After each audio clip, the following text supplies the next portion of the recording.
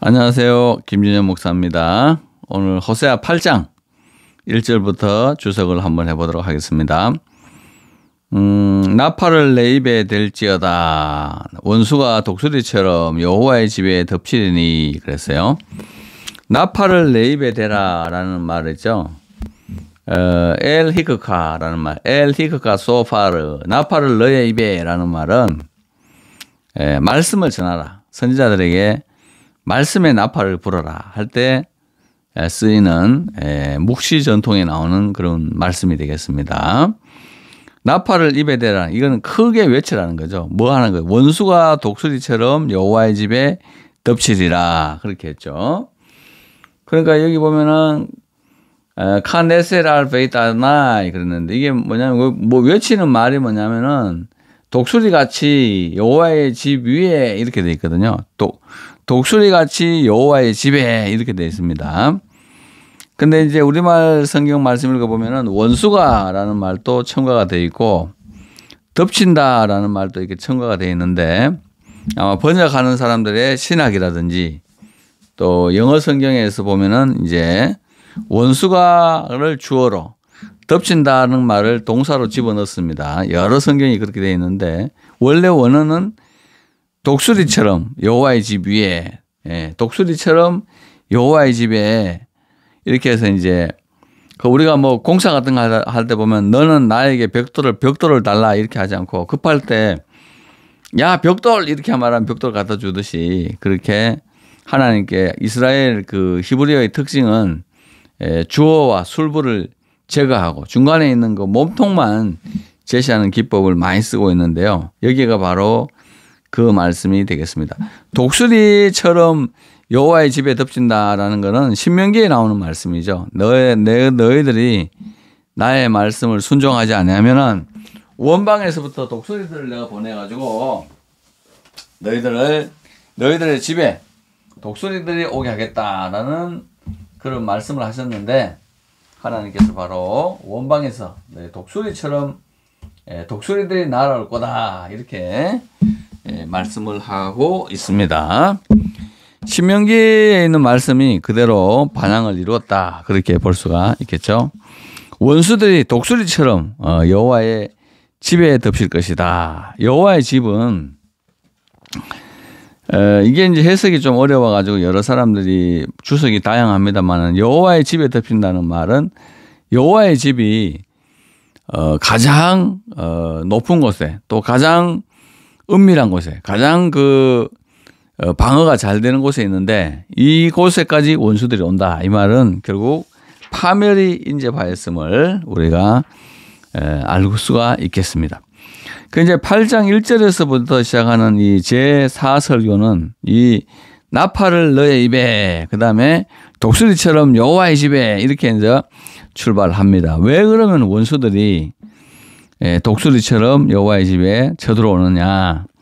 하나님의 언약을 어기며 율법을 범하였기 때문이다. 그렇죠.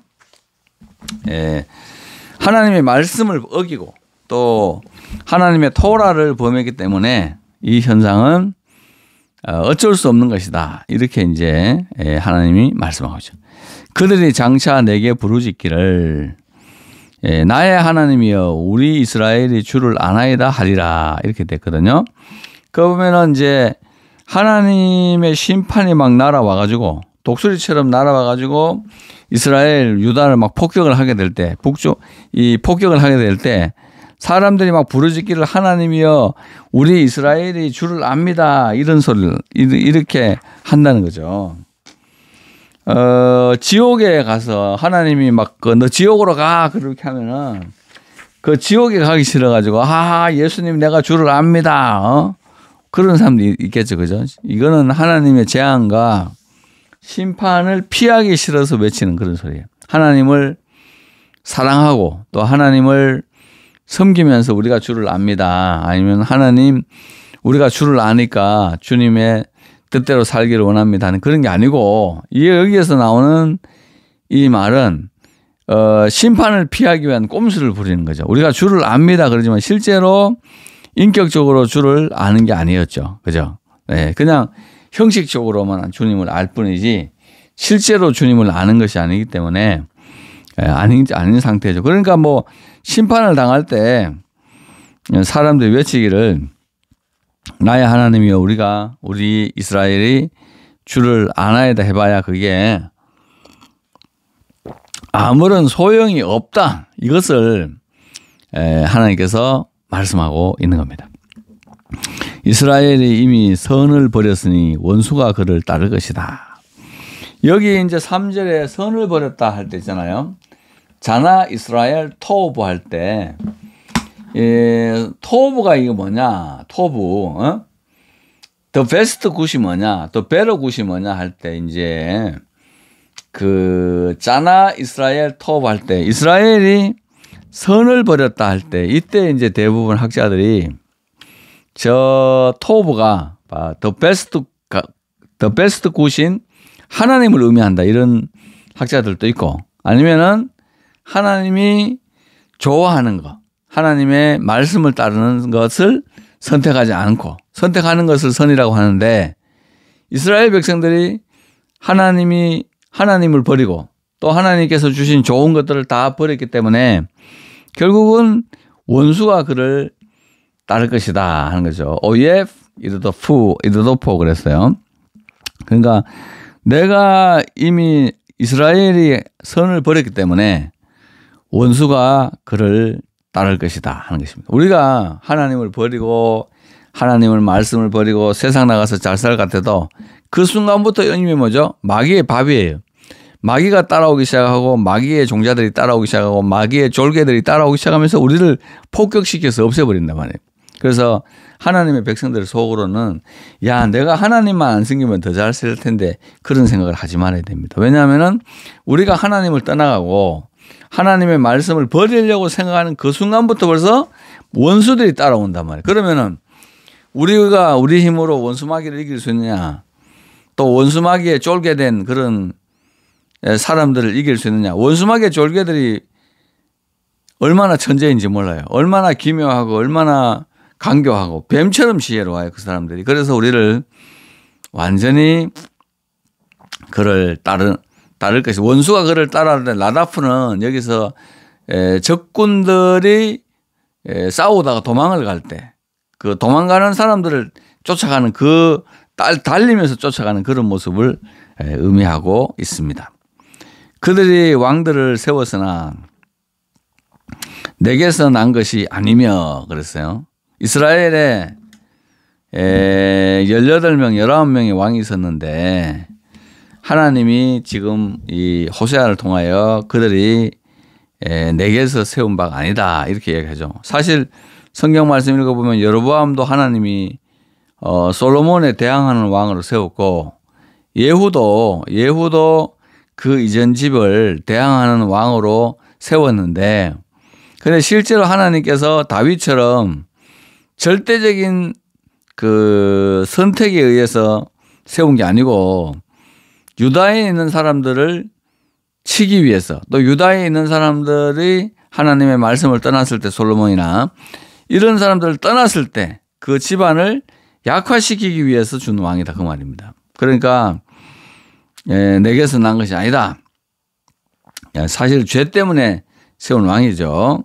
그들이 지도자를 세웠으나 내가 모르는 바다. 또 여로보암이나 아니면은 예후를 제외하고는 대부분의 왕들이 이스라엘 백성들이 뭐 자기들 스스로 세웠는데 그걸 나는 모르는 바다. 내가 세운 게 아니다 하는 거죠. 그들이 또 그 은금으로 자기를 위하여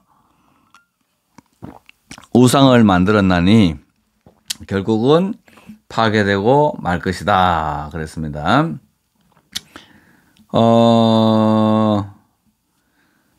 우리가 이제 성경 말씀 보면 금우상 많이 나오잖아요. 금으로 금송아지를 만들고 뭐 베델과 단에 두고 그다음에 사마리아 단에 있는데 은으로 우상을 만들었다는 말은 은으로 어떤 형태를 가지고 우상을 만들었다는 거는 잘 나오지 않지만 지금 지난번에도 말씀드렸다시피 이스라엘의 요한한 아하론을 중심으로 해서 고고학 발굴이 이루어지고 있는데 금, 은, 동, 철, 목, 석으로 만든 우상들이 엄청나게 많아요. 집집마다, 이스라엘의 집집마다.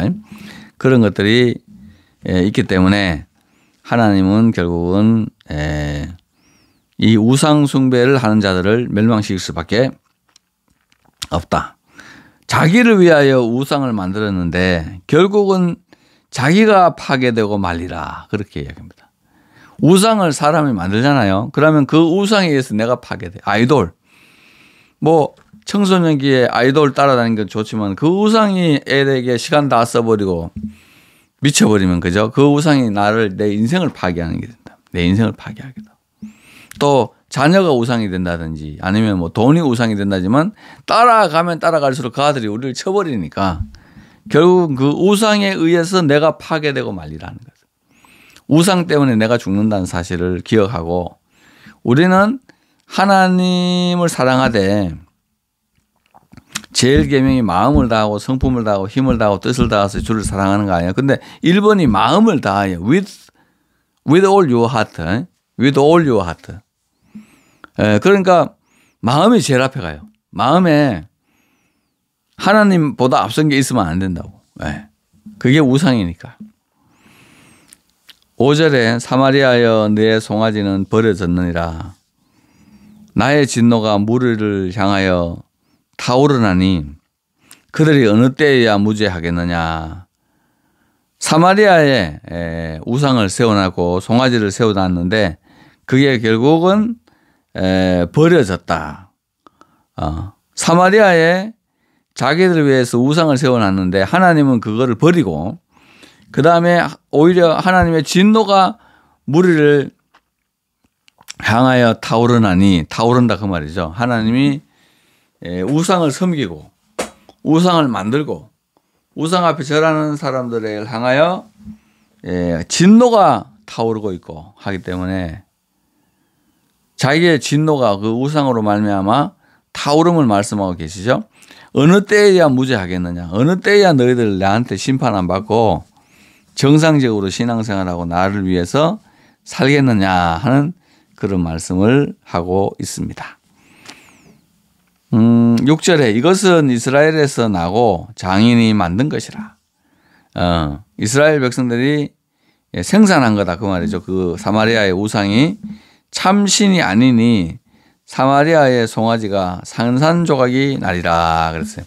산산조각의 나리라. 즉 사마리아에 세워놓은 우상이 하나님의 공격에 의해 가지고 또 이방 하나님이 부르신 이방의 공격에 의해 가지고 그것이 산산조각이 되고 말 것이다. 그렇게 말하고 있습니다. 우상을 섬기는데 그 우상 자체가 산산조각이 단다 그 말이죠. 그러면은 우상을 안치하고 있는 그 금송아지를 하나님께서 부수려고 할 때 이스라엘 백성들은 자기 스스로 부수지는 않잖아요. 그러면은 이방인을 불러와서 부술 수밖에 없거든. 아수르를 불러서 바벨론을 불러고 애굽을 불러서 부술 수밖에 없는데 불러서 부술 때는 어떤 일이 일어나느냐. 그 우상이 있는 곳까지 가는 길에 있는 모든 이스라엘 사람들을 다 쳐야 되잖아요. 다 죽여야 된다고. 그러니까 전쟁으로 말미암아 심각한 폐해를 당할 것이고 또 그 송아지는 적군들이 서로 가져가기 위해서 싸우기 때문에 그걸로 말미암아 결국은 그 송아지를 서로 가져가려고 싸우다 보니까 막 가루내가지고 서로 부수고 있는 그런 장면이니까 송아지가 결국 사마리아를 망하게 하는 것이 되었다. 이렇게 이야기를 하고 있습니다. 송아지가 이 사마리아에 송아지 숭배를 하고 신전에서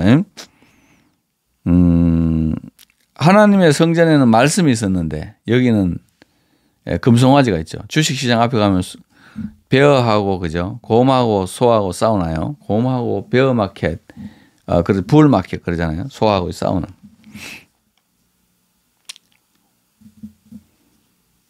그 소는 상승장, 뭐 베어는 하락장 이렇게 얘기하면서 사람들이 상승되기를 원하는 그런 것도 있죠. 그 이제 여기에 어쨌든 하나님은 우상을 섬기려는 그들에게 우상을 섬기는 자들에게 향하여 분노하시고 그다음에 우상 자체도 부숴버리고 그다음에 우상을 섬기는 사람들이 하는 인생이 어떻게 된다고요? 바람을 심고 광풍을 거둘 것이다. 이건 유대인의 격언이죠. 바람을 심었는데 씨를 심으면 더 큰 뭐 하나의 씨를 심었는데 60배, 70배 이렇게 나잖아요. 근데 바람을 심고 더 큰 바람이 돼서 결국 그 바람에 의해서 내가 날려가 버릴 것이다. 바람을 심고 광풍을 거두는 어리석은 일들을 하게 될 것이고 어리석은 일들이 일어날 것이고 심은 것이 줄기가 없어 이삭은 열매를 맺지를 못한다. 혹시 맺을지라도 이방이 삼키리라는 거. 이거는 결국은 뭐죠? 농경사회에서 농사에 실패하게 될 것이고 삶의 모든 영역에서 심은 것이 줄기가 나야 열매를 맺잖아요. 줄기 끝에서. 근데 줄기가 없다 하면 당연히 열매를 못 맺는 거죠. 그죠? 그리고 맺을지라도 혹시 줄기가 생겨가지고 이스라엘이 줄기가 생겨서 열매를 맺는다 할지라도 그거는 이방 사람들이 다 가져가 버릴 것이다. 이렇게 하나님이 경고하고 있습니다. 이스라엘은 이미 삼켜졌은즉 이제 여러 나라 가운데 있는 것이 즐겨 쓰지 아니하는 그릇 같도다. 여기 켈리는 질그릇이죠. 질그릇. 질그릇은 워낙 흔하고 흙으로 만들기 때문에 그래서 사람들이 조금만 마음에 안 들면 던져버리는 천한 그릇이 되어버리고 말았다. 우상을 섬기면서 일어난 일들이죠. 우상을 섬기면서 결국 내가 하나님의 진노의 대상이 되고 우상 자체는 부서지게 되고 광풍을 심고 광풍을 거두고 심은 것은 열매가 없고 그 다음에 내가 천한 사람이 된단 말이야. 예. 질그릇, 흙그릇까지 된다. 그래서 뭐 부수는 거죠. 조금만 마음에 안 들면 던져버리는 거죠.